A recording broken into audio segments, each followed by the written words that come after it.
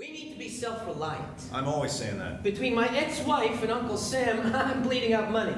Yeah. See, Joey, this is why I voted for Nixon. Exactly. Wait, what? Why I voted for Nixon and Ford. You what? I voted. I'm a Republican. No. Yeah. I voted Republican my whole life. Nothing else makes sense. Yeah, but punk rock. I mean, doesn't that I can't believe I'm having this conversation. Aren't you anti-establishment? I'm anti being told what to do. My old man raised me to be responsible for myself, and I am. And I'm responsible for a couple of other guys too. That's what we're talking about. Yeah, well, there's being self-reliant, there's voting for Nixon, buddy. I don't like being told what to do. That's it. It's not gonna be a problem because we can all save ourselves a lot of time if we just... Take it easy, William F. Buckley. Jesus Christ. A Republican punk rocker. How long ago did you get into the Ramones? I'm assuming a long time ago. I'm not going to give you the amount of time, but I was 13. And how dare you ask anything else? It was a while ago. Leave it at that. I was 13, and I bought my first Ramones cassette at a record store, which were record stores were there were these buildings where you could buy You're music. not kidding, right? Like, yeah. I have no idea. But yeah, I bought a cassette because I thought the song titles were really funny, and they are. But then I was listening to the music, and there was something so simple and clean about the guitar, bass, and drums of it all that it really drew me in, and then I just started fanatically collecting their albums. That's amazing, because, I mean, a lot of people got into the Ramones late, certainly. I mean, that's pretty early, really. I mean, I guess, they were already about 6 or 7 albums in by the time I got into them, because if this was the 80s, fine, you got me. I'm 47. Are you happy? Monster. But I got in... For a New Yorker, I got in kind of late. In terms of the global awareness, I guess, yes, I was an early adapter, yeah. So then, how do you come up with this idea to do a play? What was the origin story there? Well, it was, I was struck by the recording of one particular album of theirs, End of the Century, which was their 5th, and it was the time they worked with Phil Spector. And a lot went on during that. Not to sound like my own press materials, but there was betrayal, and guns were drawn, and hearts were broken.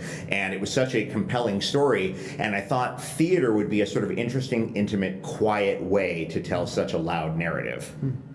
And here we are. This is its 3rd production. It's its Canadian premiere. That's so cool. And I'm excited, yeah. What have people been saying? Because I'm imagining that Ramones fans don't expect to see a play about their favorite band. I think they're enjoying it. We've gotten some good reviews, and I've gotten some really good feedback from people who love the Ramones, from people who worked for some Ramones, and it's a warts and all story, and there were a lot of troubled people in the band, but it starts from a place of incredible affection and a deep, deep love for this band that is iconic to a lot of people and really, really special to me. That's cool. Well, it's rare to have, I think, this era of music coming onto stage in such a way, because a lot of it goes musical or goes with other topics or just the songs. So, bring the heart to this. Was there a part of it that was really important or special to you? Well, I wanted it to be really about the relationships and the sort of interconnectedness and in a modern, to use a modern term, the codependency of these characters. And I thought a play would be a good way to do that, and a jukebox musical might be forced to sort of gloss over that. And I don't think if Johnny were alive, given his temperament, he would have approved of a jukebox musical. Yeah. I think a more serious, it's not a drama, there's a lot of comedy in it, right, but I think a more serious approach would serve the material and the characters more. And do you, at this point now, having loved them for so many years and then writing about them, are they characters? How do you think about them now? Because it must change. That's a good question. They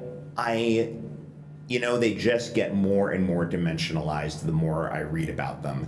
And I think what I'm proudest of in the play is that there's no straight like, oh well, this real guy is the bad guy. Right. Everyone has their day in court. Everyone has a moment where they're making really good points, and everyone has their moment where they're being kind of awful, as we are in real life. And I hope that I've honored them as human beings and taken them away from the kind of cartoonish image that the media has given them in the 20 or so years since they broke up.